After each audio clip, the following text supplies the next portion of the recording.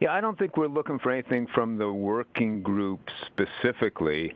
Any member of the working group can weigh into the public process in both of those proceedings. Thank you. You're welcome. Rosa, this is Abby. I have a quick question, sort of a process question. Are notes taken from these meetings, and will we have access to those notes? Because there's a lot of good information shared, and would love to have the record of it. Sure, thanks. And we are recording the session as well, and we will have some notes that we can share as well. Thanks. And I want to note that Cecil just joined us. Hi, Cecil.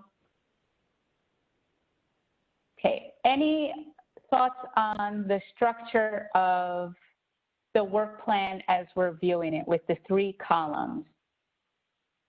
If not, we can move into the substance of the work plan and start, Emma, if you don't mind scrolling back up a little.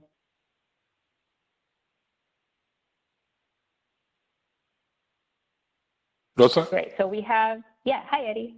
Sorry, one last question. I'm so sorry. Could you speak for a second about what the barriers report is? Oh, sure. Great. Thanks for reminding me. The barriers report is a report on what it sounds like. It's DEC and NYSERDA are going to work together along with other names that I can't recall right now, but to look at what are their barriers to access or opportunities to clean energy and other associated things. And that, I believe, is a 2022 item.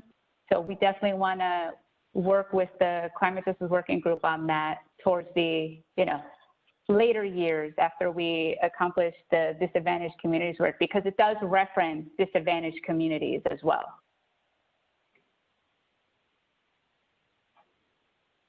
So in this same document, you'll see I laid out the scope of the Climate Justice Working Group, and this is based on the things you saw in the PowerPoint reflecting what the Climate Act called for as the role and the scope of the working group. And Emma, we can scroll down a little towards where we see the first date in the draft timeline. Great, so last meeting, when we touched a little bit on identifying disadvantaged communities and what that means, we talked about breaking it down into parts to make it more manageable. And those parts, as I recall them, are identifying the criteria that we want to focus on, those actual criteria, then identifying what are the indicators of that criteria. So for example, if we say income, are we talking as an indicator poverty information from the census, things like that.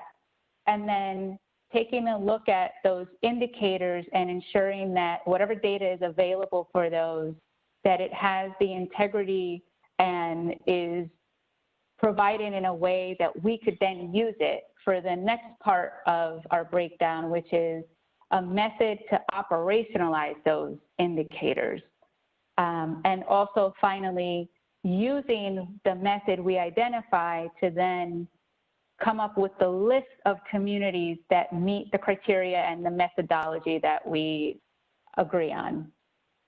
So moving through the timeline, I tried to, with these suggestions, to give you something to reflect on, I tried to break those parts down into different meeting dates. So in November, you'll see I suggested having 2 meetings, and those will be to talk about the first part of that breakdown, which is what are the criteria and the indicators associated with them, and what are the methodology options for operationalizing those criteria and indicators. So first of all, what do you all want to do in terms of how frequently you meet to accomplish these goals? I know last time there was a suggestion that we meet twice a month, and so that's why I suggested in November that we meet twice. Any thoughts around that? Hey, Teddy, I still believe it may be, it sounds like a lot. So I don't, I mean, I'm fine doing the 2 meetings in November. Would love to hear what everyone else has to say, because we will make the time, but I just don't want us scheduling bi-weekly meetings and then not have everyone join or join late or whatever. So yeah. Yeah. Anyone else want to chime in? So this is Cecil Rosa. I mean, I think that, as long as we are clearer up front about the actual timing of things, I believe that, we'll get to a point where we can sort of reduce the number of meetings, but I feel as though we got to get some stuff front loaded. So I'm good with especially if, folks are good with it too, but I think we got to sort of bang some of these things out and make sure that we get onto the same page about what we got to do. Others on and you'll note, I only suggested 2 meetings in November, thinking that we would get I think the bigger conversation is going to be what everyone wants to use as criteria. So that's why I thought it fit for the November timeline, but I really want to hear from others. So anyone else have a comment or a different suggestion? Do you want to do 1 meeting, anything else? Hi, Rosa. This is Mary Beth. Oh, so sorry. I heard Mary Beth. I think that, hi there. Kicking it off with 2 meetings in November is absolutely fine. And then I think to speak to Eddie's comments, I do agree that if we continue at the every other week pace, then we might find ourselves not quite having enough time to really thoroughly investigate and do the work required to come to the meeting and make it really a really good, successful meeting. So I like the 2 in November, and then I like to see that you've scheduled December, January as monthly meetings instead of bi-monthly. Great, and someone else was trying to weigh in?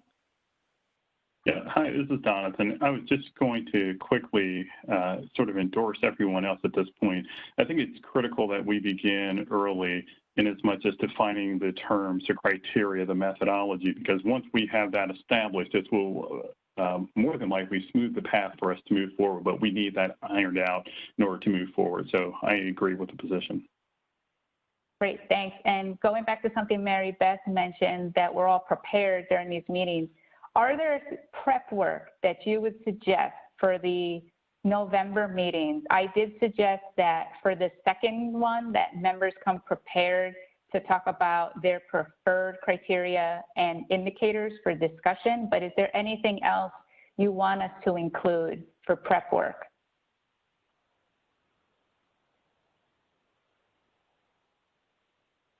Rosa? I think that at least for me, I would feel more confident suggesting what sort of additional materials we could use once we get past the agenda item where we start talking about what you guys already currently have in the way of mapping, and because I think in the course of the conversation it'll tease out some gaps or needs that we could use further support on. Great point. And I think what we can also do, because earlier in the meeting, I did suggest that after this meeting, when we have the work plan finalized, that I would work with everyone to set up the next several months of meetings. So through that communication, we can also hear from you on any agenda items that you didn't get to talk about today, or additional resources that you want us to provide. Okay, so, somebody's talking. Cecil? I would just say that, and this is probably going to be a little bit more work for you guys, but in order for all of us to sort of be grounded at the same place, and we may all have similar types of information, but we may all have different types of information. For big chunks of this, so things like the existing DC, Commissioner's Policy 29 and the definition of potential EJ areas, things like that, it'd be helpful for you to sort of, for you as DC to hold some times available for people to have that as a place where we actually are getting information that allows people to walk through those things if they need it. So that when we enter the conversation about criteria, that we at least have given people an opportunity to come in grounded in a similar set of information. So Cal, Enviroscreen, those kinds of things have maybe some sort of working process where people outside of these meetings can actually say, okay, I understand how Cal Enviroscreen works and that we're all at the same place for this conversation, I think would be what I would offer as a response to what you asked. Rather than focusing on the specific materials themselves, really talking about the process that allows us to ground ourselves in a shared set of knowledge. Thanks, Cecil. So you're talking about maybe having a way for people to respond to information they hear during the meeting today, because today we do have scheduled for people to talk about some of those things, Cal Enviroscreen, for example, and prior work of an EJ and Just Transition working group that was convened in 2017. Right. So, you know, a process like that so that they can maybe talk to me or Chris Cole from NYSERDA, who's on this working group as well, about that information? It's right. So the idea being that maybe towards the end of October, if there are questions that people have, or if people want like a refresher, or if they need more information about it, or if they couldn't digest everything that came out of what's on the agenda for today, that literally there's a time for people to say, okay, log on at this point, we'll walk back through these things if you need it, Okay. so that we're all level set. Great. Before So the Emma, November meeting. maybe, Emma, can you write down so we have a place for it? We could call it something like a mini follow-up session for working and digesting the information we hear from either Illum today or in future sessions. Great, thanks, Cecil. So are we comfortable to move on to December? And in December, I have a suggested point of consensus where we would get agreement on the criteria and the methodology for operationalizing. Thoughts on that?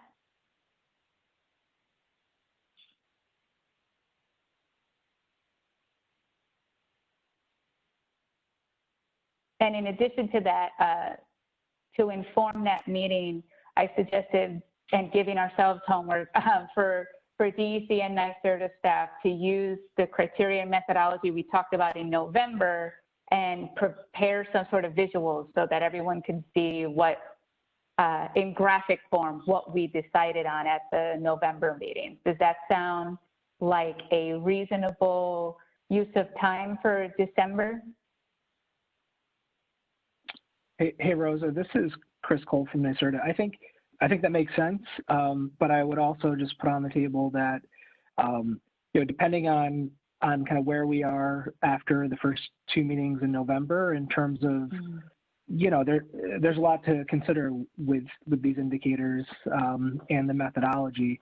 So, you know, maybe we kind of, you know, expect to, you know, sometime in December to get to a final concept, but we may need to have some additional conversations, you know, between now and then, or I'm sorry, November and December, you know, to make sure in working through all of the open questions. So similar to Cecil's, you know, comments, right. Maybe there's, you know, another working group meeting, but, you know, maybe we're spending a little more time kind of in these other sessions to make sure that everyone is up to speed on the data implications of the indicators that we'd want to use. Okay, so how does this sound? We have for December the goal that we'll come to consensus, but we leave open the option that we might have to have an additional meeting in December, or I know there's holidays throughout December. It might bleed into January, but an additional meeting to help us get to consensus. I think that's fair. Anyone else?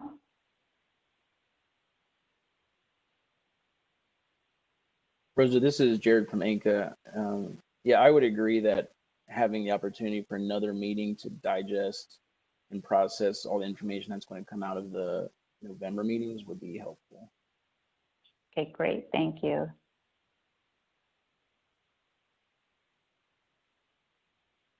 And I just noticed in the chat that we have agreement from others, so that's great. And then in January, one of the things that I brought up earlier is the advisory panels coordinating with you all. And I think January might be a point where they would have their, I guess, interim or preliminary work done. So that might be an opportunity for this working group to reflect on whatever drafts or interim work that the advisory panels are coming up with. Does that sound like a good thing to do for January? And then I also included a suggested bullet to talk about the draft list of communities if we're at a point that we've already used the methodology to come up with the list of communities.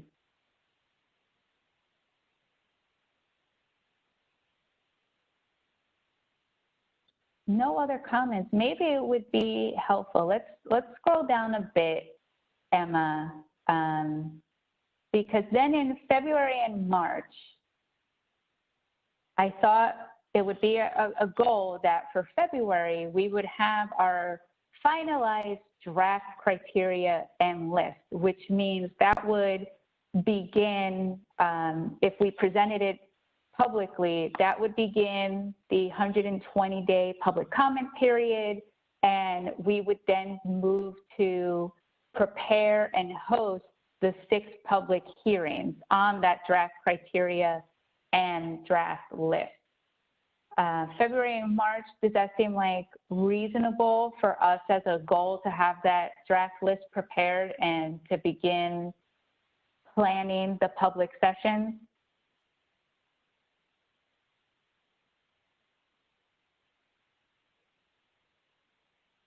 And there's 6 of those public meetings.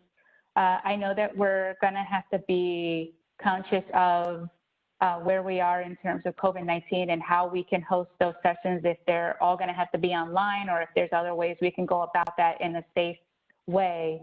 So that 120 days and those public hearings take place through June and would leave us, if you could scroll a bit more, Emma, to July. And then as homework for the state staff, we would compile and synthesize all the comments and provide it to the members to review. And then we'll get back together in July and we'll review the comments received. That was my suggestion. And then in August, the suggestion is if we still have that many comments that we have to have another session to review, we'll do that in August and then begin the discussion of any changes we want to make to the criteria based on the comments we received. Any thoughts on that timeline? Hopefully I counted 120 days correctly. Rosa, this is Jared from ANCA again. I think the timeline Yep. sounds good. I would just want to be aware of exploring, all the possibilities for people to weigh in from the public side, because there's, potential for not having access to a machine or not having connectivity. So making it available in any way possible for people to actually have their voice heard and weigh in, I think would be useful. And I'm sure you all are thinking about that. I just wanted to bring it back up. Right. Right. That's a great point. And, it made me think maybe in that February or March, we should have a meeting where we talk about that. How are we going to do this public facing side? What are things we need to consider to make sure that we are having an inclusive public comment process? I would strongly support that because, I think that we want to make sure that we're going above and beyond the letter of the law to really try to make sure that there's opportunity for robust engagement. And I know that, you know, a lot of folks in certain communities have digital divides, and we really have to think through those kinds of things to make sure that we're providing access either through smartphones or through regular phones. Great, thanks. Anyone else on the on that piece? Yeah, Rosa, just in advance, and you probably have already thought about this, but we're going to have to figure out how we do it in a multiplicity of languages and what platform we use. What size is the population? Does a community or communities that are densely populated get one hearing when another community that has fewer people has, you know, the same number of hearings? Like, I think there's some things that we need to work through and think about in advance. Definitely. Great. Anyone else on the February, March meeting to talk about public hearings, or on the proposed schedule leading us into September?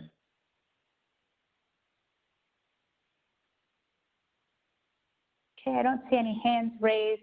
Moving on to September and October, this is where I suggested that we begin working on the final criteria and list with the goal of having the finalized everything available to be announced in November of 2021.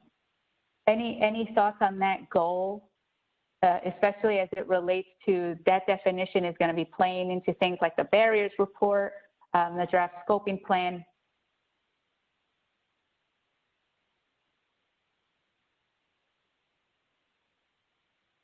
Anything? Rosa, this is Abby. I would just ask, and I'm not sure where this fits, but, you know, along with the criteria, how are we proactively thinking about how we're going to measure our success with implementing that criteria? And does that need to be part of the ongoing discussion? So you're thinking in terms of the benefits of investments reaching those communities, or us testing our methodology to see that it's capturing the populations that we think need to be captured by the definition? Perhaps both, but yeah, I'll leave it at that. Perhaps both. Great, thanks. So yeah, definitely. I think during our final discussion, we can take a look at testing, and by testing I mean the state and our contractor will put the identified communities using the methodology we choose in visuals so that everyone can see what the populations are that end up being captured by what we've done. And then in terms of the benefits, you know, the Climate Action Council is going to be considering that, as well as the EJ advisory group. But, you know, this group has such an important role in coming up with the definition that definitely would be happy to hear your high-level thoughts on the benefits.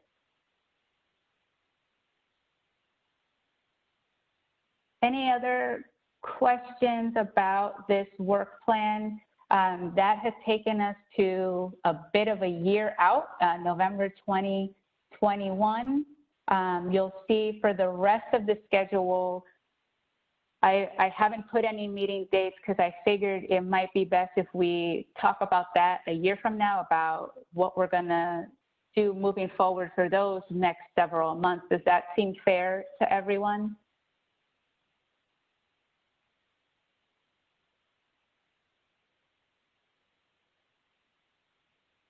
Okay, Mary Beth says yes, Rawa says yes. All right, if there are no other suggestions for this working plan, I suggest that for today we move on.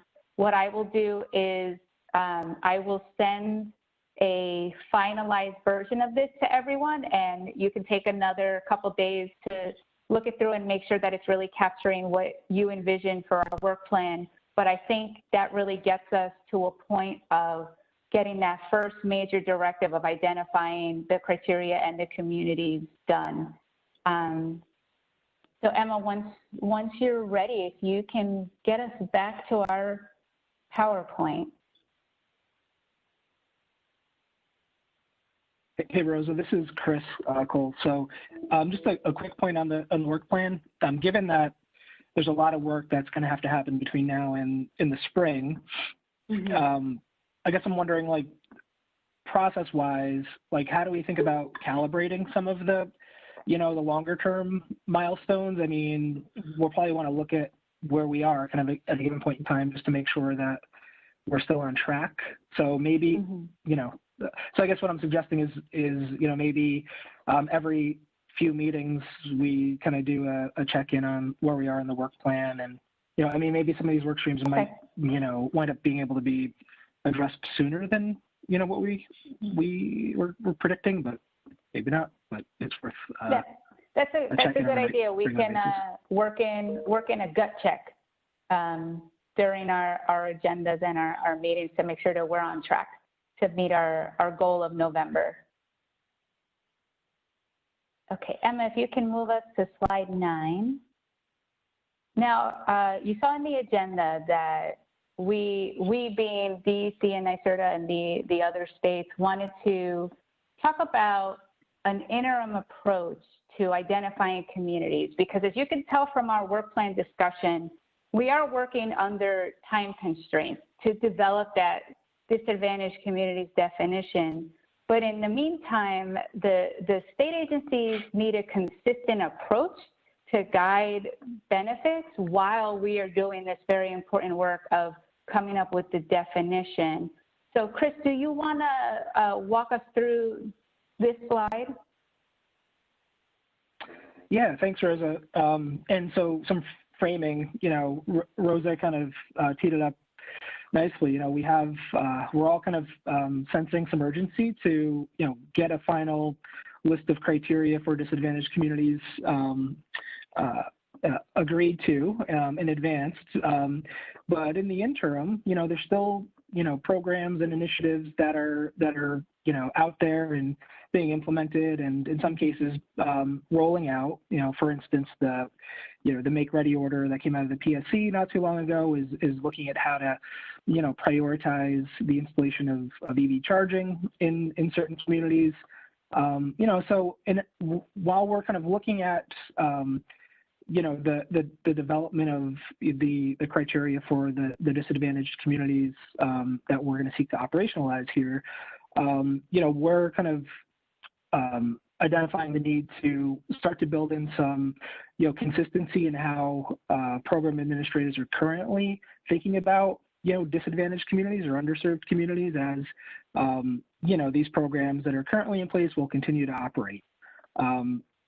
So, as we've been thinking about this, we've pulled together a starting point for what an interim approach, could look like that, we're kind of interested in rolling out as soon as we can. But we wanted to kind of talk through this with the working group today to get any reaction that you have, and ultimately build some consistency in terms of how program administrators, be it state agencies or utilities, are starting to, think about prioritizing projects in certain communities.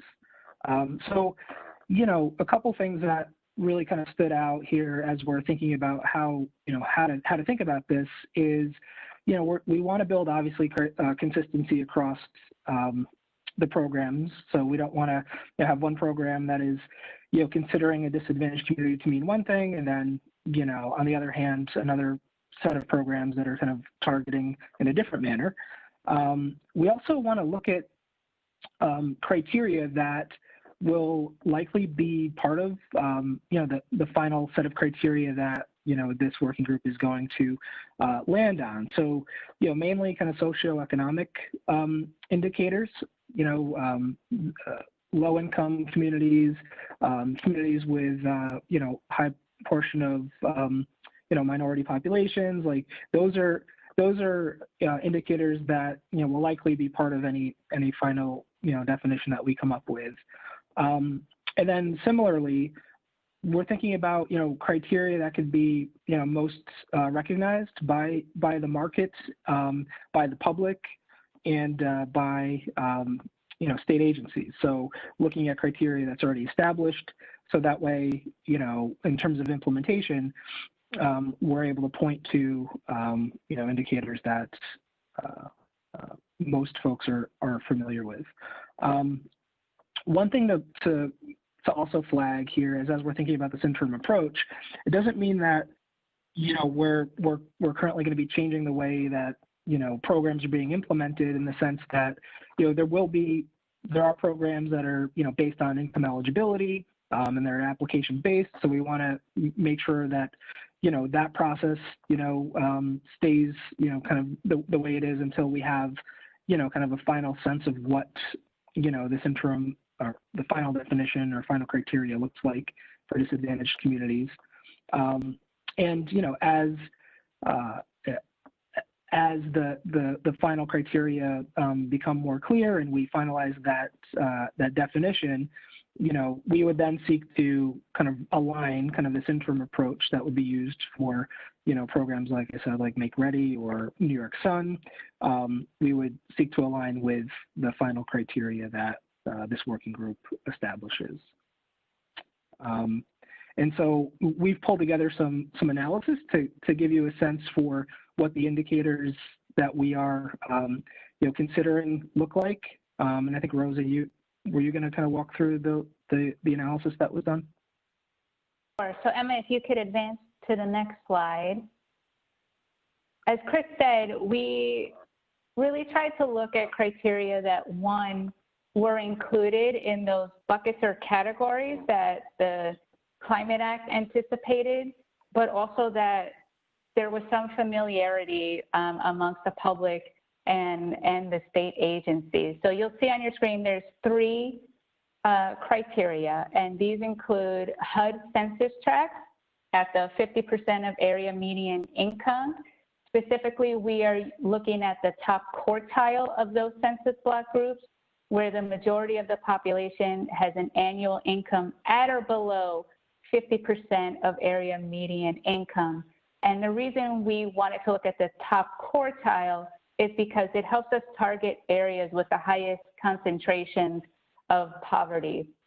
We also included DEC's potential environmental justice areas, or otherwise known as PEJAs. And those of you who are familiar with those PEJAs, these are areas that DEC defined using a method that is in our Commissioner's Policy 29, our environmental justice policy. And they're based on the 2000 census. But what we did is we used the same manner as provided in our EJ policy, but with the most recent American Community Survey information for this interim approach. And this update would better reflect the current situation in the census block groups. And so what that update would reflect are census block groups of 250 to 500 households that have populations that meet or exceed at least one of the statistical thresholds that you see on your screen. And those are at least 52.42% of the population in an urban area are members of minority groups, or 26.8% in a rural area. And then a separate category of at least 22.82% of the population in an urban or rural area had household incomes below the federal poverty level. And then when we looked at those two together, we wanted to also make sure that we were capturing all parts of the state using this approach. So we also are looking at opportunity zones. And the reason we look at those is because they reflect not just information on poverty level, but it reflects recommendations from the Regional Economic Development Council, who also sought local input for those recommendations. So if you're not familiar with the opportunity zones, they are a federal program of approved low-income census tracts, where there's an individual poverty rate of at least 20% or a family income no greater than 80% area median. So New York has about a little over 2,000 of these census tracts, and they designated 514 as opportunity zones. Using the opportunity zones in addition to HUD and the PJAs, it does add additional census blocks and populations for us to further consider as underserved populations where we want to focus our intentions. When we were doing all this, you know, we're very cognizant of models that are available. So like California's Enviroscreen, which we're going to hear about today. But those models look at things like environmental factors or climate or health, and they involve a lot of decision points that we didn't want to do without the working group, because that's definitely something that you all are going to be considering when you are coming up with a final definition.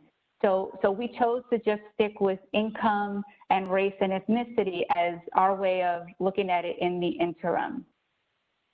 So to explain how we're using these criteria, our interim approach includes census blocks of the HUD 50% and the PJAs or our opportunity zone. So if an area is located in a PJA and a HUD 50% or an opportunity zone, it's counted.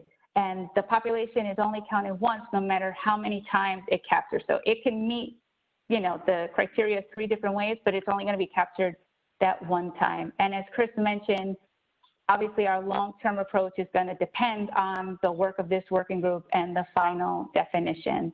Emma, can you go forward a little bit to the next slide? I wanted to, oh, go ahead. Is there a question? No, Rosa, it's Alana. I see that Neil has his hand up.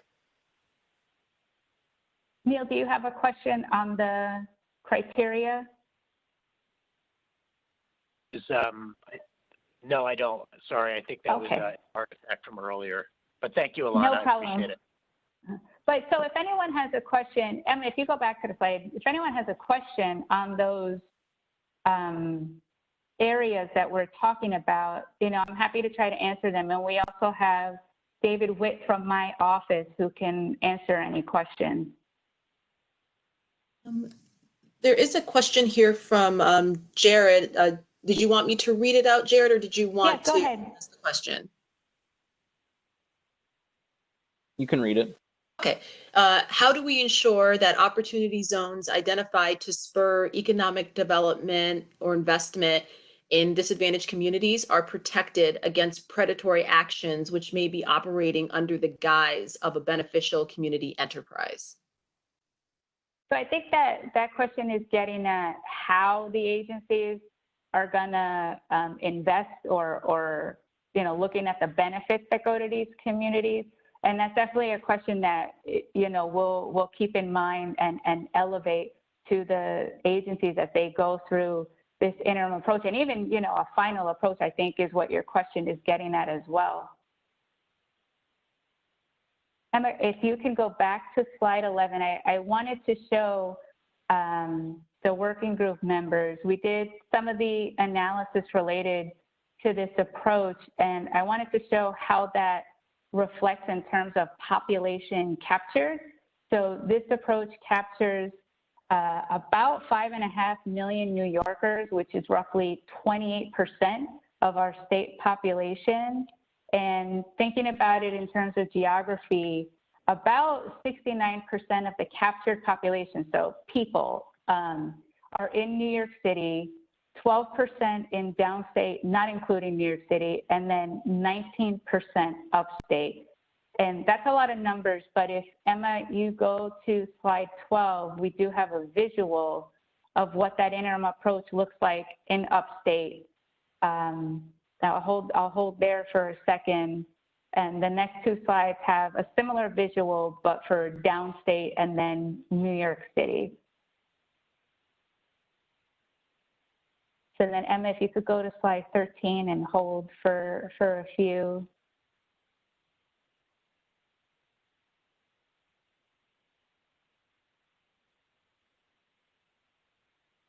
And then the next one shows New York City. So the purple in all of those visuals are the census block groups or the opportunity zones that are captured.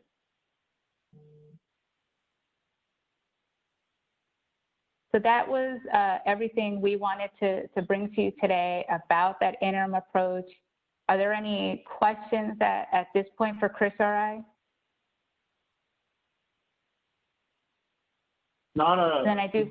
This is Cecil. Not a question, but just a comment in terms of using health as a screen as well.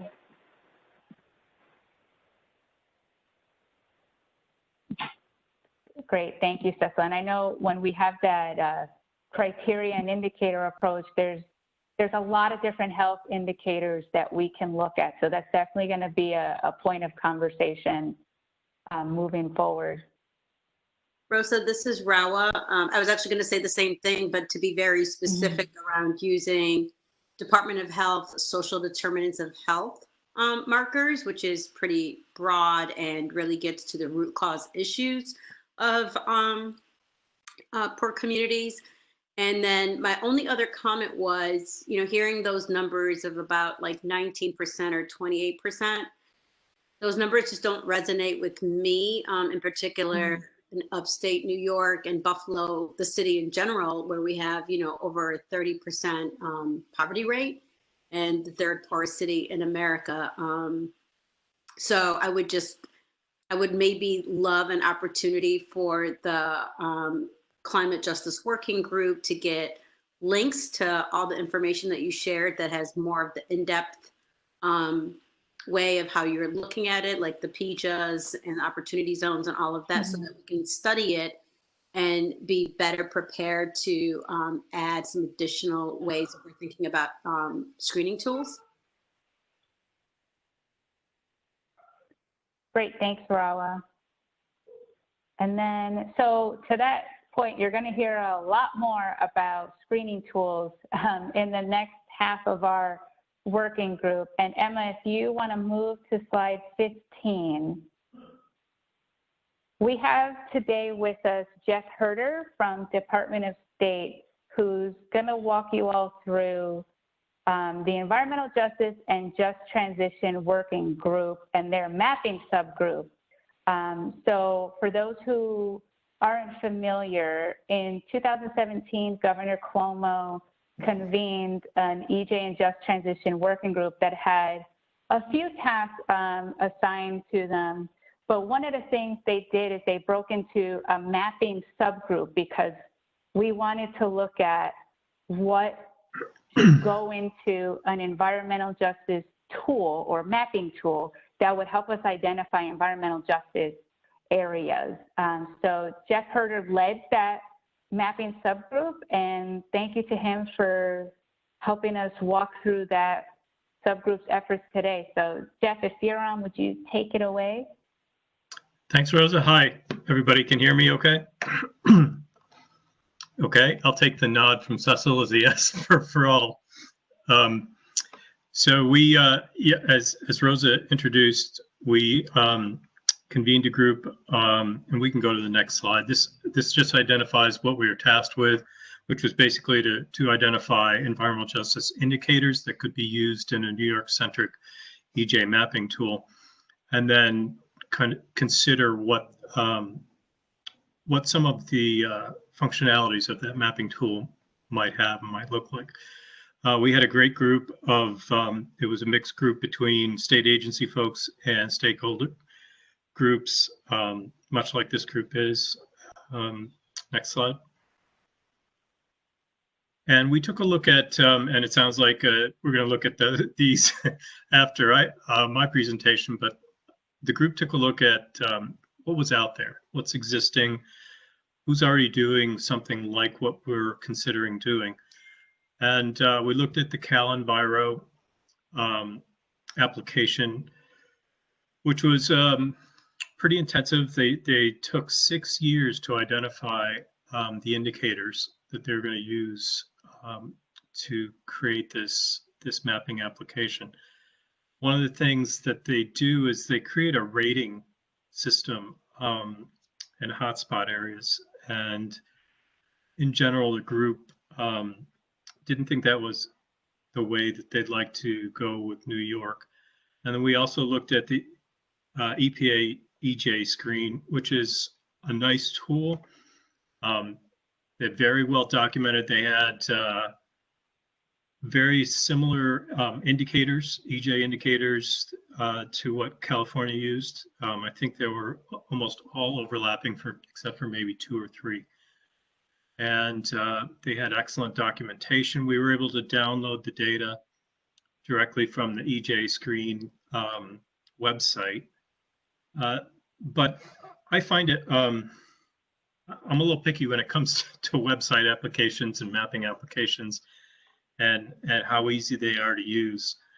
And I did not, EPA's Enviroscreen does a lot, and it has a lot of things that it's trying to do, but it wasn't intuitive in using it. The drop downs weren't apparent. You had to spend a lot of time to kind of figure it out. And then you could really only view one EJ indicator data layer at a time.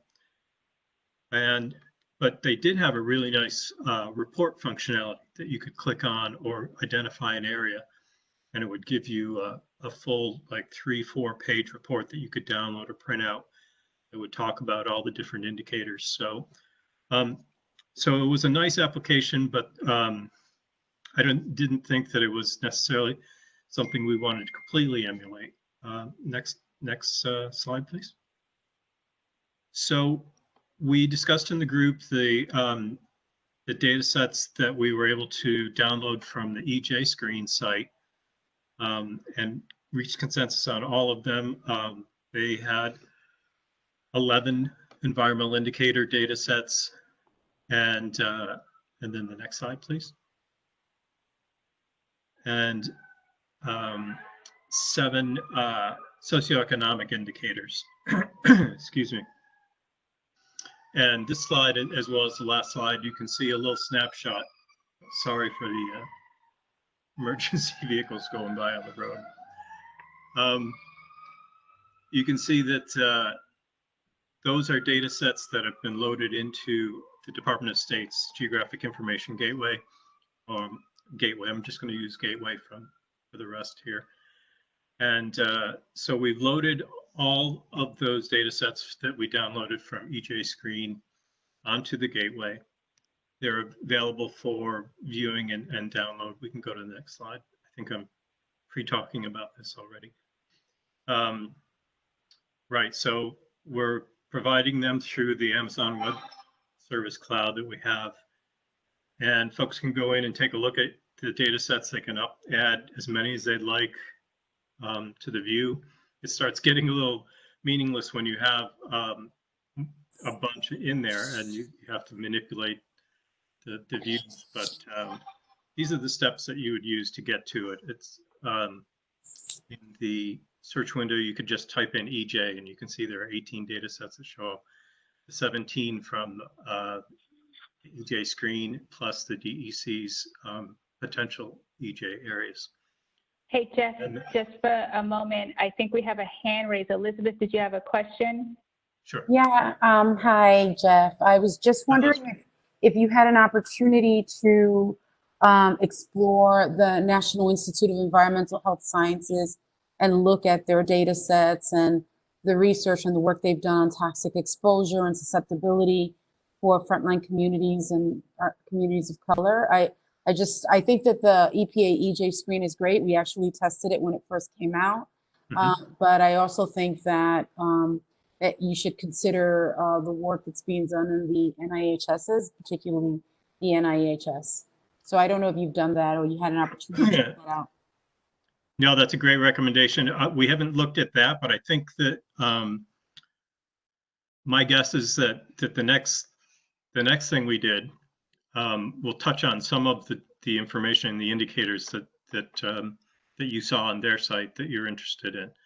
So we can go to the next slide. So in addition to those 17 data sets that we downloaded, we also took a look at data sets that were not national level data sets, which is what the EPA would have to be constrained to using on the EJ screen. And we said, okay, what are the data sets that we have here available to us in New York that are statewide that would add to and flesh out what we would want in a New York-centric EJ mapping application. So we came up with, the group recommended 37 additional data sets that would build out on an EJ screen. And there are 20 environmental indicator data sets and 17 additional socioeconomic indicator data sets. And of those, there are quite a few, a handful that are health related data sets. Hi, Jeff. It's Alana from EJ. I just have a question here in the chat. And Eddie was wondering if you could share the differences between the Cal Enviroscreen and the Department of State's Gateway. Big differences. So the Gateway is really just a data access tool right now. So it provides the information. You can view it. You can download it if you have GIS capabilities. You can change the transparency levels, and you can query it. You can click on one of the census block groups, and it will come up with the information that's in that block group. But it does not do any like on-the-fly analysis, buffering like the EPA EJ screen does, and it doesn't provide a report like the EJ screen does.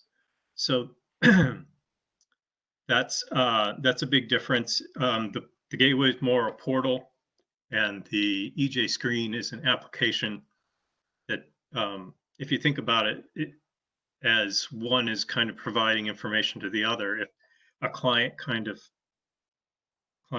relationship, then this isn't the case with EJ screen, but it could be that the Gateway was serving up the information to an application that was built on the information that was provided by the Gateway. So it's a client of the it would be something like a client of the Gateway, and that would be the same that we would be interested in doing for the New York mapping application.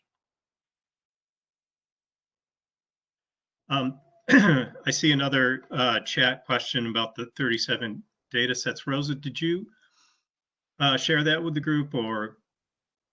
We did not, but we can definitely share. Jeff has I think it's a spreadsheet, right? Yes. That has that full list that we can definitely share. Yep. So when you get the spreadsheet, the first tab, excuse me, is identifying the ready to go data sets. Those are the EJ screen data sets that we downloaded and then uploaded up to the Gateway. And then the second tab at the bottom says needs work. And that's where you'll find the 37 additional data sets. And they're split out into the environmental indicators and the socioeconomic indicators. The top 20, and then you'll see a divider line that separates out the bottom 20 of the socioeconomic indicators. Any other questions on those? Okay. Elizabeth, I see that your hand is up. Is it still up from before? Or did you have an additional question? No, I just never took it down. I'm sorry. It's okay. I just wanted to make sure. Okay, and next slide then, I guess.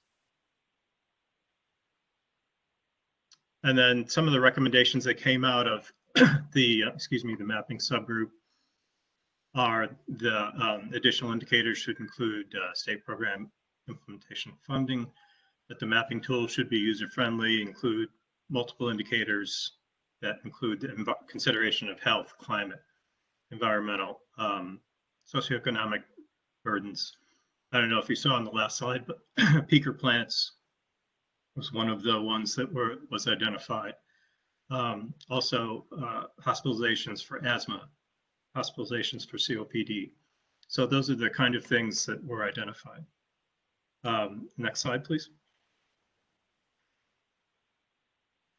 And it was made very clear within the subgroups that EJ communities and stakeholder groups have to be involved in this process in guiding the development of the mapping tool and providing feedback and being beta testers of any mapping application tool developed by the state. And so if there are indicator data sets that are identified that really don't work in folding into a mapping application, say they're redundant or double counting another data set that we've already identified and using, they still we still think that those data sets should be available to the public for viewing and access. So even though it's not folded into the mapping application, it's still something that would be provided through a portal. And I think that was my last slide. Nope, sorry, I did put in next step. So one of the things that the mapping subgroup didn't get to, and is kind of the next step, is going through with the knowledge experts, the folks that know what each of those indicator data sets represents, and picking the thresholds, saying this is what's significant and this is what is not significant, so that we can go through and start identifying those areas that are exceeding that threshold. And so that's what the group feels is the next step. Great, thanks, Jeff. And so you'll see that prior working group and their subgroup, they looked at a lot of indicators, and we'll make sure that we get you that full list to inform our conversations when we start talking about criteria and indicators. And if we go to the next slide, Emma, you know, Jeff touched on EPA Enviroscreen, and we've spoken and mentioned a few times California's Enviroscreen, and that's the next thing we're going to talk about today. And to do that, we asked NYSERDA's contractor Illum to help us with this discussion, and Illum is on board really to help DEC and NYSERDA support this working group with data analysis and any form of mapping or other tools that we might find useful. Today we have Amanda from Illum, and she's going to talk about California's Enviroscreen and EPA's Enviroscreen. So Amanda? Rosa, I see a question from Eddie. Oh, okay, great. Yeah. Sorry, yeah, before we move on, and thanks, Jeff. A number of the groups on this working group participated in the EJ Just Transition Working Group, and some of us actually also worked on the mapping subgroup. So thanks so much for kind of bringing us up to speed and reminding us. Well, quick question. One of the things that we had talked about in the working group, which I think might be useful for this working group as we look, as we move forward, of course, this working group, like our work product, will affect not just emissions analysis, but clearly investments. One of the things that we were trying to get a handle on 2 years ago, 3 years ago, was in order for us to properly assess and make recommendations about how better to steer resources to frontline communities, a number of us asked, well, what has been the state's record, right? And Chris may remember this. We talked about, and I think I think NYSERDA was in the midst of updating and mapping where all its RGGI proceeds and other clean energy funds, where those expenditures go, so that we can have a better sense of this has been the state's track record in driving resources to frontline disadvantaged communities, and it could very well help us think through, well, what's missing, what have we done poorly. I guess my question is, where are we with that analysis, and is that analysis and something that could be shared with this working group in the coming meetings and months? Yeah, that's a great question, Eddie. I wasn't doing the work. I think you were right that that was a NYSERDA effort, and I think that maybe Chris, I think he's still on the line, could probably answer that question better than I. And there is. Yeah. Oh, sorry, go ahead. Oh, no, I just wanted to make sure you guys knew there's another question after Chris, after you go, that Mary Beth also had a question. Okay, thanks. Yeah, so Eddie, we did actually recently update that analysis, and there's some work that we're just wrapping up on that. So we'd be able to bring that to one of the upcoming conversations for sure. Great, thanks, Chris. Mary Beth, do you want to read your question, or Alana, or I could read it?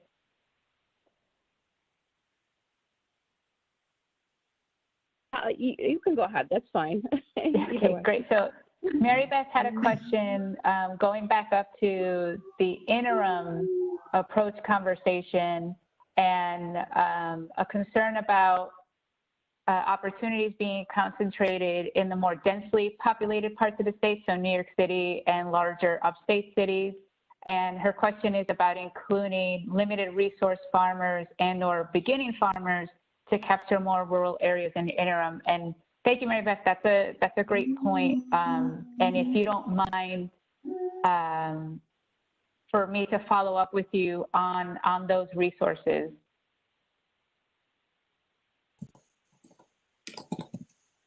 Okay, great. And so we have Amanda from Illum, and Amanda, you can take it over from here. Great, thank you. Can everyone hear me? Emma, can you advance 2 slides to the About Illum slide? As Rosa mentioned, we've been a contractor to NYSERDA as they start to think about the CLCPA legislation.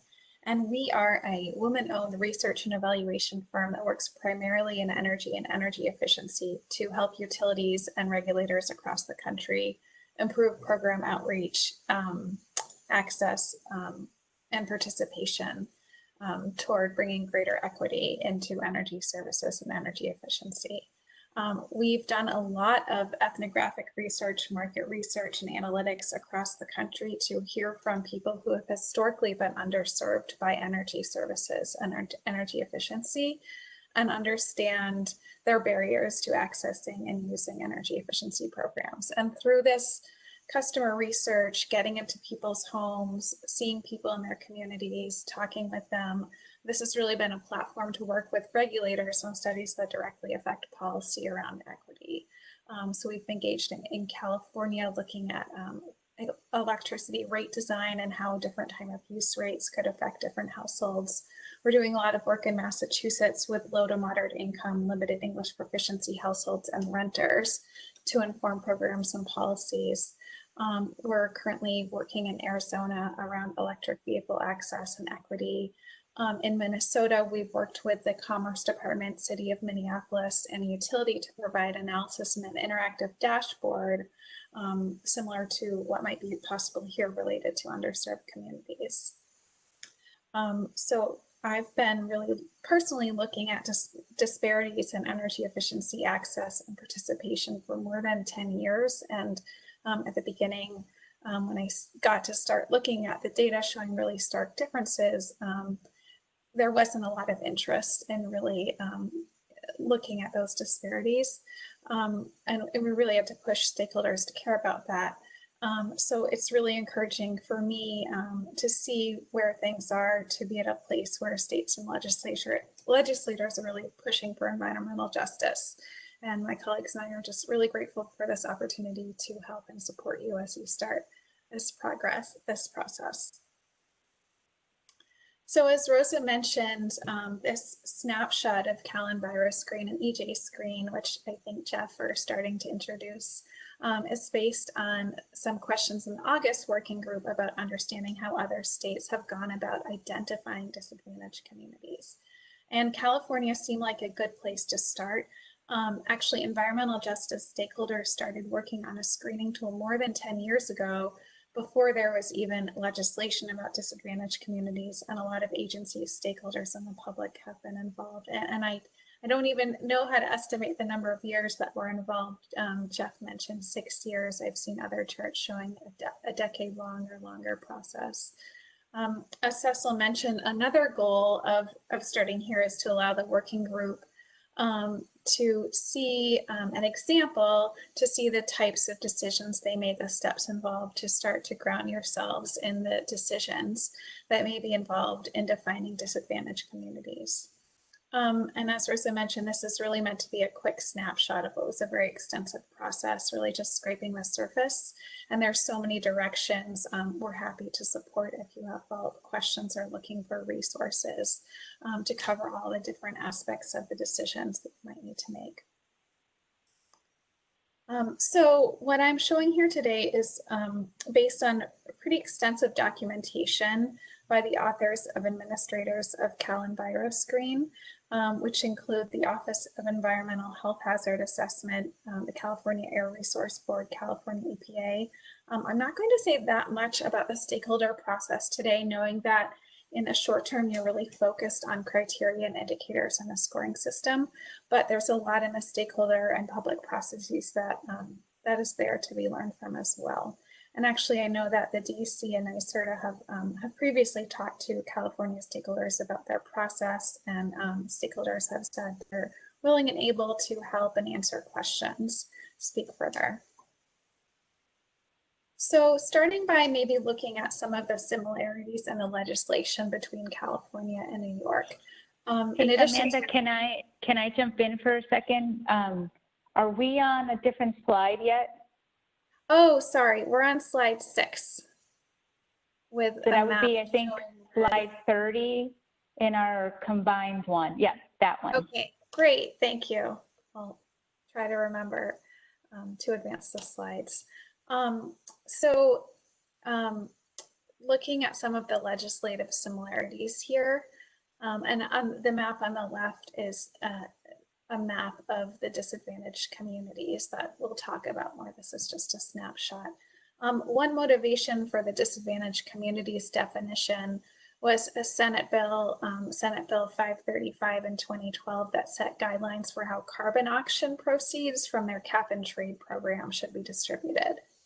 And this bill mandated agencies use a disadvantaged communities definition to allocate greenhouse gas reduction funds, and the bill established a goal of directing at least 25% of these funds to projects that benefit disadvantaged communities.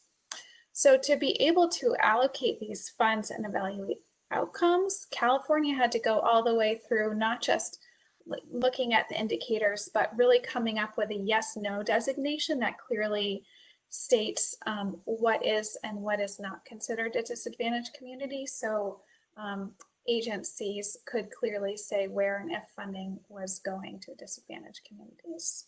And another similarity, as you'll see in a few slides, California's screening tool includes some of the same criteria for pollution and vulnerabilities that the CLCPA lists.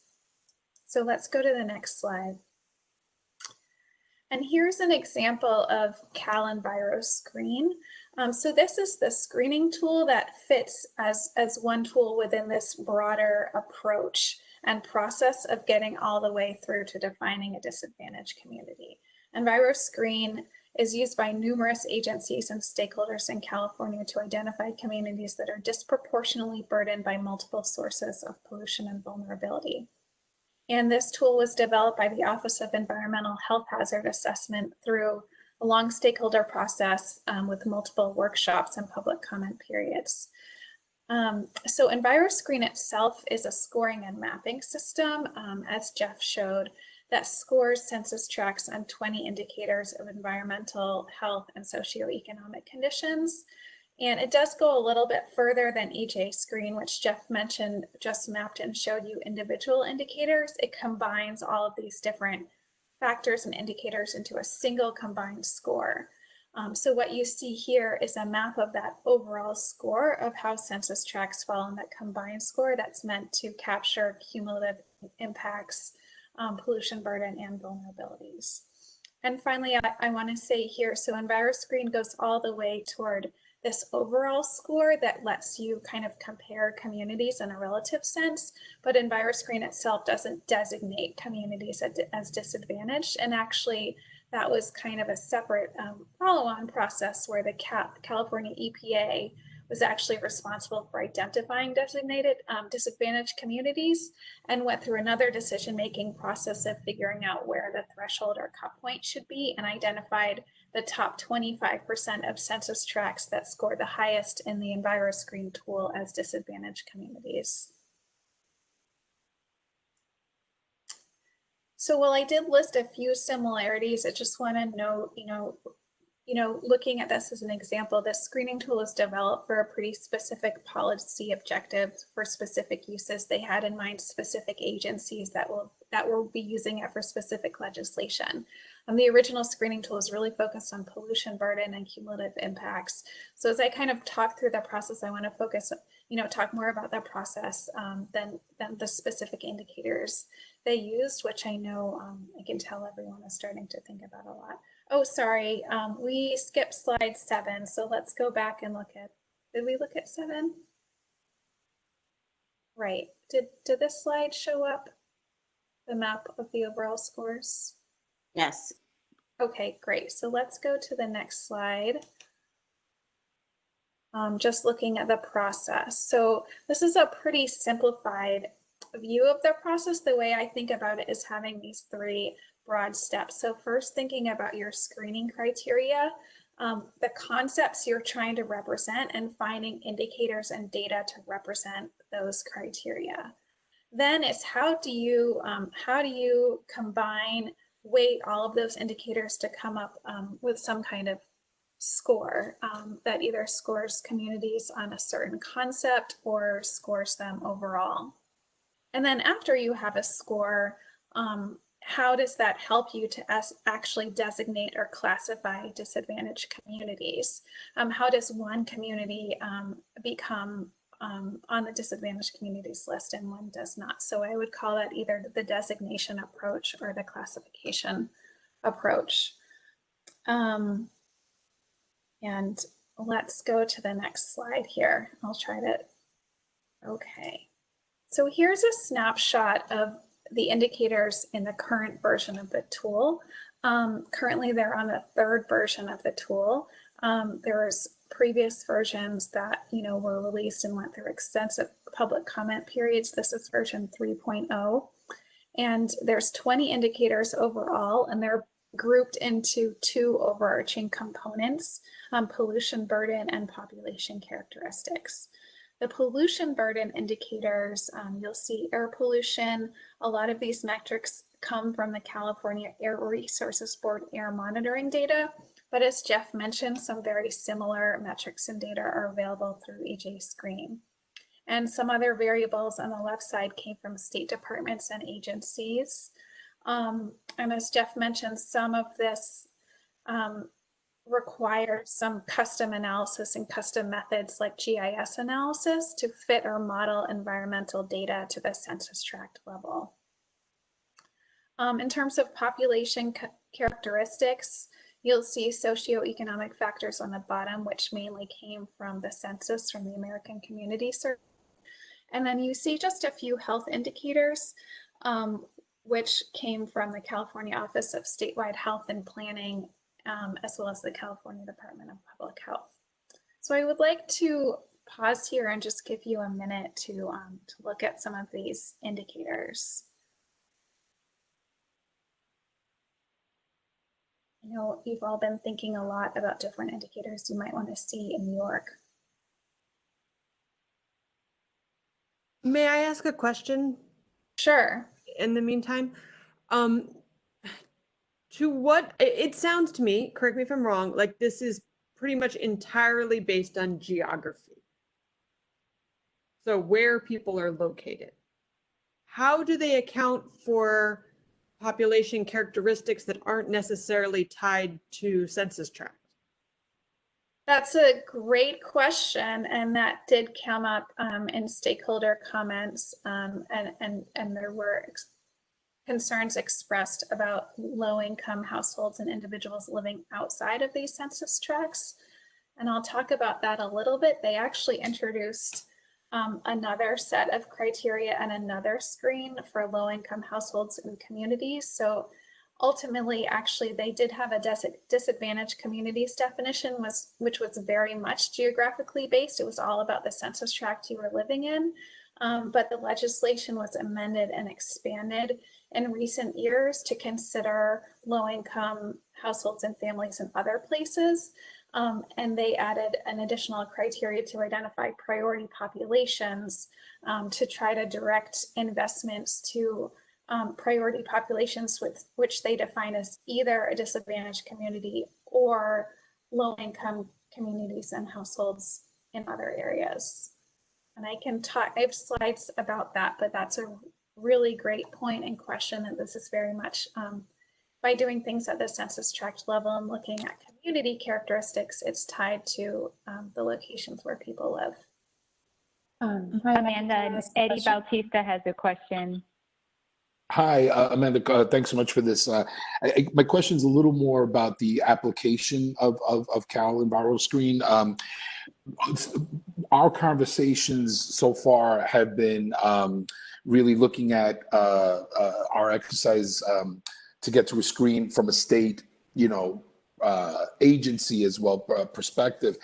Could you speak, if you could speak a little bit to how Cal Enviroscreen has been helpful for local municipal government application? For example, so much of our disproportionate burden stems from local zoning and local government actions. Can you speak at all to how this has been helpful and how applicable, if at all, has this been to local government decision making? And yeah, I'll stop there.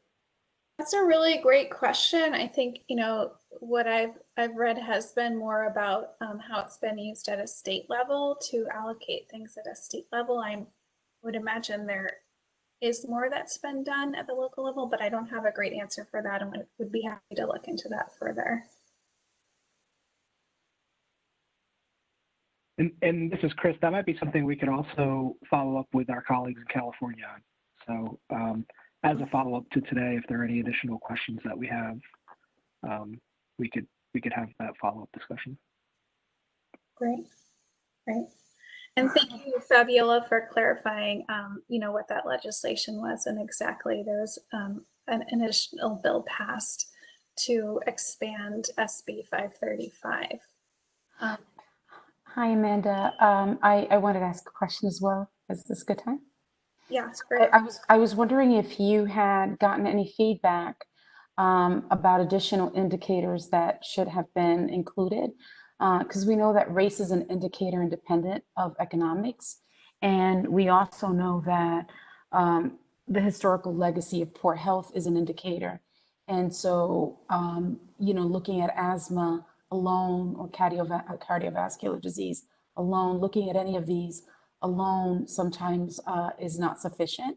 And so they have to sometimes be looked at in terms of the historical exposure and historical trauma of those things that you've considered. Were they left out for a reason?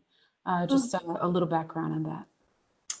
These are great questions. So I actually personally wasn't involved in the California process, but I can speak to, the comments they did receive. And absolutely, I mean, one of the first things I thought of when I looked at this is, oh my gosh, there's only 20 indicators. And I started thinking about all the things that are excluded. And you're absolutely right, race is not on here, which is very interesting.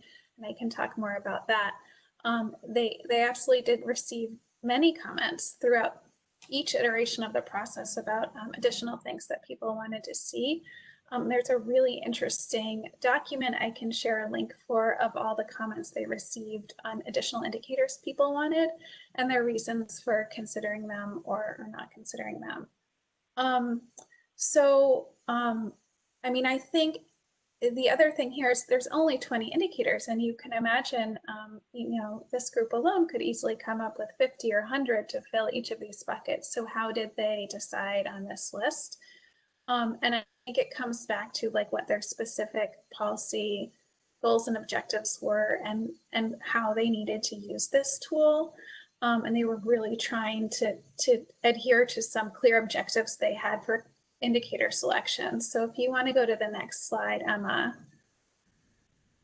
So I think this critical step in the process is this process of setting objectives and defining your criteria for which indicators should and should not be in the tool.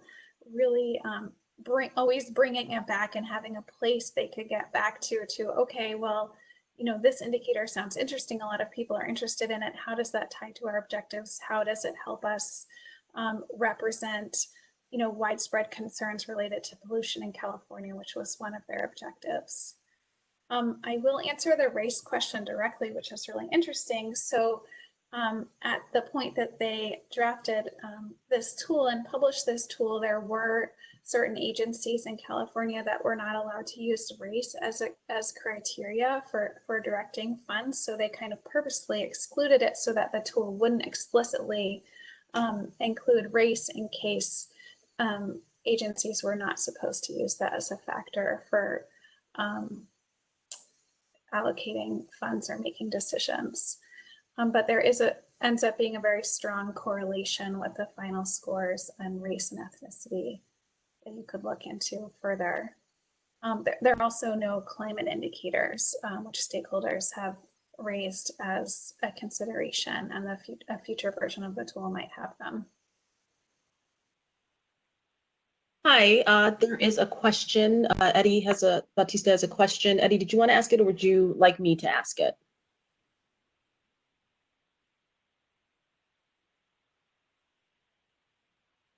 Sorry, the question was, has California thought at all or discussed, you know, any updates to Enviroscreen post-COVID? Mm-hmm. I know they're actively in the process of considering changes and updates. I don't know how related to COVID that was. I think they were actually in that process already. So I'm not sure exactly what variables will be considered. That's another area where the working group or NYSERDA or DEC might be able to follow up with staff and see what they're thinking for the next iteration of the tool. That's a great question. Any other questions before we talk about the scoring approach? I just had a quick question around the assessment. It seems like they continue to refine their tool. So how often are they assessing how well the tool is working and how the updates happen? Mm-hmm. Yeah, so I think the first version of the tool came out for public review and comment in 2012. The next version I think was 2014, and then January 2017. So it's been about a 2 or 3 year cycle, and I can't really speak to their criteria for determining when it's time to update. It's another good question, though.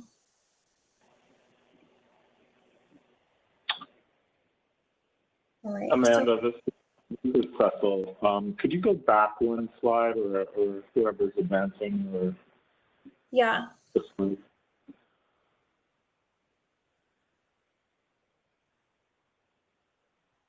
And so they have drinking water, but is there any other sort of source of water that they look at in terms of pollution policing? I'm assuming when they say drinking water, they mean water coming out of the tap, a potable water source. Yeah, I mean, this set of 20 is the indicators and data that they have. And I know they did really look at correlations between these variables and other things. And so try to pick things that kind of represent unique factors and really looked at possible duplication to pick this final set. But that's another great place where you know, all of the customer comments they received might speak to why they selected these specific indicators rather than a related indicator. You know, it might be that, and it might be the, you know, the data that they had on hand, what was available statewide, what was high quality data. They really looked into what data was available to represent each of these things and consider the data quality and reliability before picking these variables. Okay, thank you. Thanks. We have another question from Eddie Batista. Yes, I'm going to try to see if I can get this question out in a sensible way. Apologies if I don't. I'm just curious. Like there was, I remember seeing a 2018 study by Manuel Pastor and some colleagues that showed with the imposition of cap and trade in California that emissions actually went up from 2011 to 2015, and particularly as always, in EJ communities, frontline communities. How is Cal Enviroscreen trying to figure out how to do? I mean, it just sounds a little nuts, but the very system that's generating revenues is at the same time disproportionately impacting communities of color. Like, is Cal Enviroscreen capturing that, and how is California dealing with this? I'm trying to find the right word to characterize how counterintuitive it is to raise money based on disproportionate impacts and then not have the money redirected to those communities. If that question doesn't make sense, I'll try to reframe it some other time. But if it does, it'd be great to hear how folks are processing those contradictions. It makes sense. I did, as a question, I did read the same study and it was really fascinating. And we can dig that up and send that link around as well. I haven't had the opportunity to speak with stakeholders in California about, the impact of that study and how those things do relate to each other. But that's a really, really interesting question. And speaks to, what in either the indicators or the methods you use are available to kind of adjust for that or consider that, do these indicators get at the location of people relative to power generation facilities? And, it looks at face value like some of them would. So what happened there? That's a great question.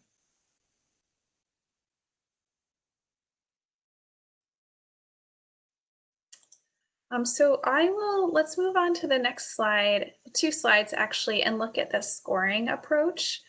So this is another way. I mean, there's all these ways you can account for the concepts you're trying to account for. One is in the actual indicators you use. Have you accounted for every single indicator? But the other is how you combine things.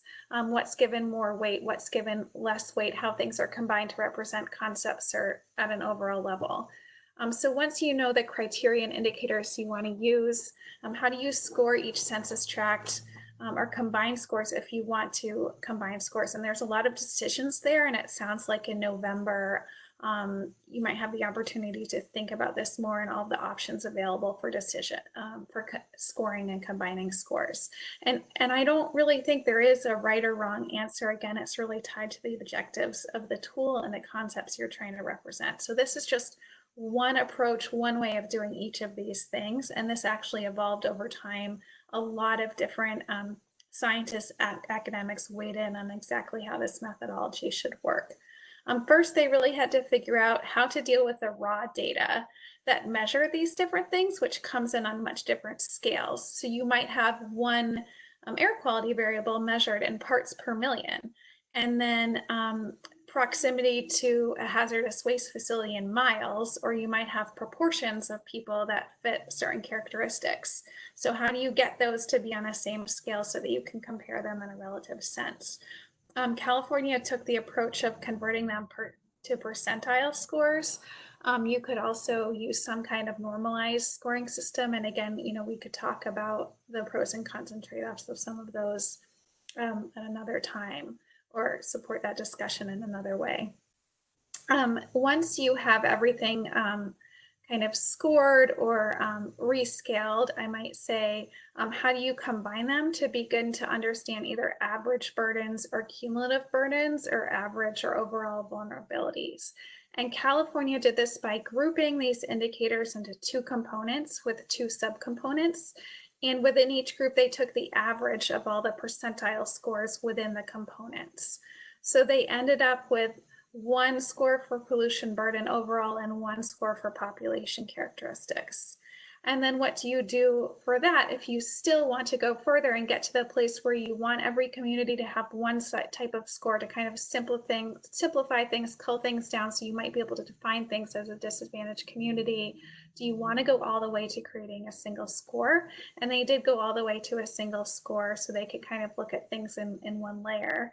And they actually decided to multiply the burdens or the exposures by population characteristics. There are certainly other screening tools which might take the sum or the average, and again, there's pros and cons there. But they reason that the socioeconomic factors and health status indicators really serve to modify or amplify the risks of environmental burdens, and they felt that multiplying really reflects that relationship of having a burden and having the vulnerabilities kind of modify, amplify it. And again, there was lots of public comments about every aspect of this approach, requests to add things rather than multiply, to score things in different ways, and they had to consider all of those in the process.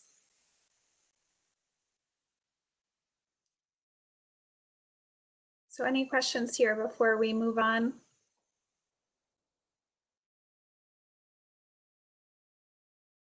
And yeah, there are a lot of decisions here, and you know, we're available and happy to help talk about some of the different options. Great, and it looks like Cecil just posted the link to that study that Eddie mentioned. So thinking about this third step, how do you take the scores you've created, and we can move to the next slide here. How do you designate or classify communities as a disadvantaged community or area? And they had to, so Cal EPA was tasked with figuring out which specific communities to designate, and they ended up taking a threshold approach of the Cal Enviroscreen scores. So the 25% threshold that they used, they ultimately designated the top 25% of census tracts in Cal with highest scores in Cal Enviroscreen as disadvantaged communities. This 25% threshold wasn't identified in the legislation, and the authors, the scientists involved in this approach had to triangulate from a few perspectives to figure out an appropriate threshold. They considered the portion of the state's population, families and households that represent traditional markers of being disadvantaged, like what percentage have lower household incomes, educational level, who has, what percentage of that population has higher housing cost burdens, food insecurity, other factors like that. They also reason that since SB 535 set aside 25% of funds for disadvantaged communities, that the threshold of more than 25%, if more than 25% of communities were designated as disadvantaged, that might actually result in less money being set aside for disadvantaged communities than their proportional or per capita share. But this is kind of, you know, part art and part science, and there's no clear answer here. So actually part of their public process and workshops was presenting to the public what disadvantaged communities might look like under different scenarios. So for their public workshops and the first disadvantaged communities list that they share, they actually shared a couple different scenarios rather than a single list. And they provided maps and charts that illustrated 3 different percentage thresholds. So what communities would be on the list if the threshold were at 20%, 25%, or 30% of the state. And I wanted to point that out as you think about public meetings and what scenarios you might want to present, that they took this approach of providing some scenarios to the public. And there's certainly a lot written, a lot of press about those workshops as well. So any questions here on this final step of choosing the disadvantaged communities? Okay. Hey, Amanda, this is Rosa, and I just want to make sure, because I know everyone on this call is very busy, and we have about 6 minutes left, and I know you have some more information to get through. So I wanted to ask the working group members, would you like her to try to finish up, or do you want us to talk about our next steps so that we're prepared for what we're doing to organize the next meetings.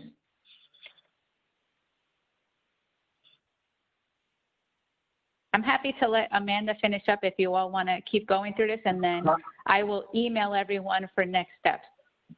How much more does she have to go? I think, Amanda, it's about 5 slides, right? I can do 2 slides. Great. So Amanda, why don't you try to finish up, because I think this is great content for everyone to keep in mind for our November conversations. Okay. The next slide, I want to point out this next layer of adding on lower income households and communities and creating this broader definition of priority populations. So after the disadvantaged communities definition came out, there were some concerns of, as we've discussed, about regional skew and not enough money going to low income households. And for example, the Association of Bay Area Governments said, unless this bill is amended to broaden the definition to include communities with concentrations of people living with poor socioeconomic conditions, regardless of their exposure to environmental hazards, we urge a no vote on this bill. So due to some of these regional considerations and concerns, the Assembly passed an amendment to include a 10% set aside of carbon auction proceeds and greenhouse gas reduction fund investments for low-income communities. So essentially this means that today things have been amended so that at least 35% of California climate investments must benefit populations vulnerable to the impacts of climate change, which could either be disadvantaged communities or low-income households or communities outside the boundaries of those disadvantaged communities. And then I'll just end 2 slides after this with just the list of references.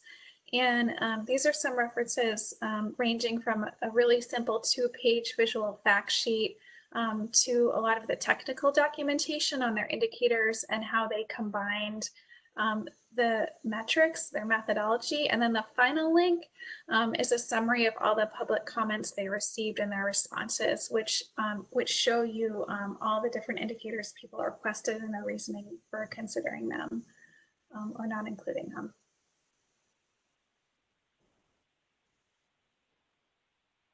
And thank you.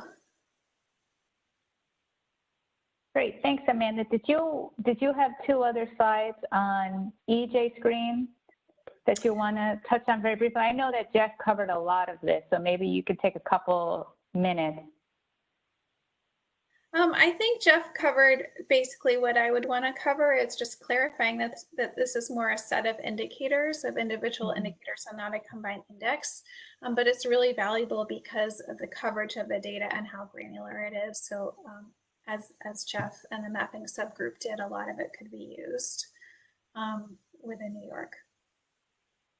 Great, thanks. Are there any questions for Amanda? And I'll note that she also included those references and other information for you all to access. And we are going to post these slides on the website in a couple of days, so you will have this information handy as well. But any questions for Amanda?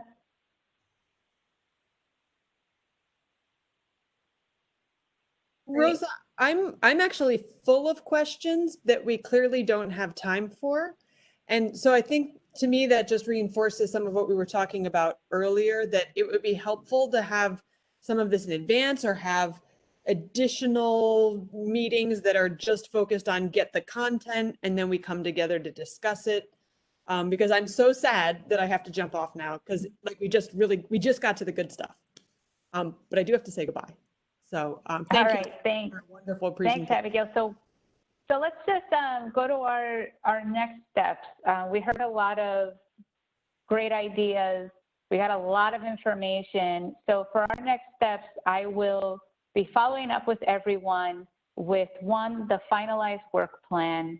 As much as possible, we will try to get the information that was requested during this meeting so we can share that as well.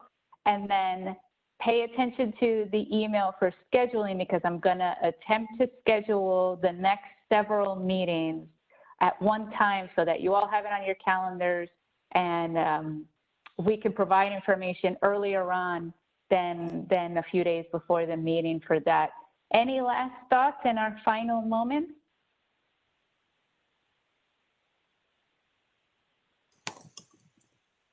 Great. Well, I want to thank everyone for, again, giving us 2 hours of your time today, and looking forward to continuing this work with you all. Have a great afternoon and evening.